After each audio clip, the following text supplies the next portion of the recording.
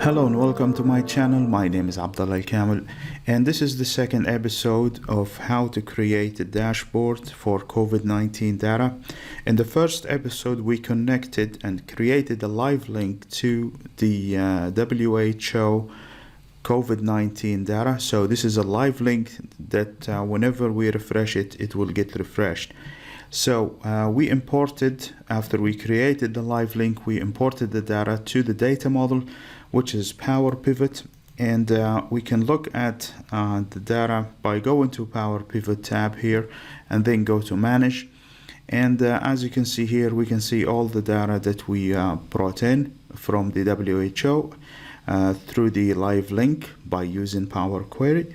So now what we need and what we're going to do in this episode is to create the date table.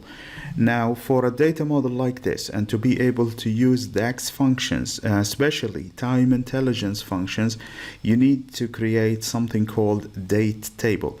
The date table is basically a one-column table that contains all the dates but without any duplications. So you will get, like for 2020, you will get all the days in the year 2020. And luckily now in Power Pivot, you can create this automatically using the data that you have in your fact table. So you can look at the minimum and the maximum in your data here under data reported and create that table. So how you create that? You need to be inside Power Pivot, and then you need to go to design, and from here you need to create something called date table, as you can see here. So create a new. Now in the past this was not available, so you needed to create it yourself.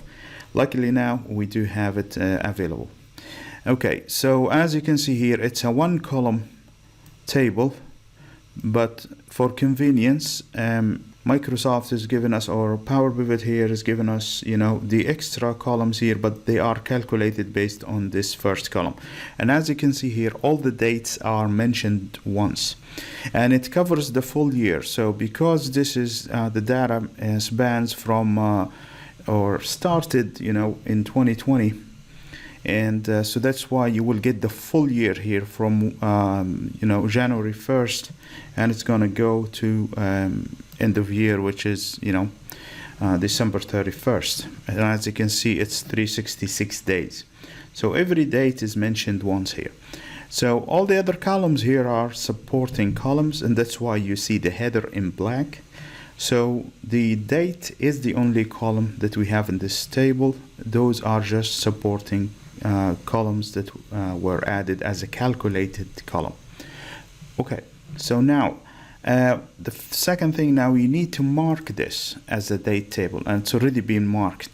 Okay, so if it's not marked, you need to mark it, and you need to make sure that you are selecting the correct date column within the table, okay, to act as your date table. All right. So what is left now is to go to you need to go back to the Home tab here and switch to the diagram view.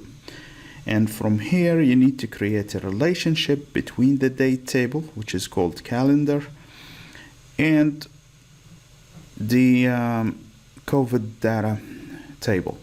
So we know that every date is mentioned once here, so we can create a relationship between the two tables as a one-to-many relationship. So every date in the calendar will appear many times in the date reported, or in the COVID-19 fact data.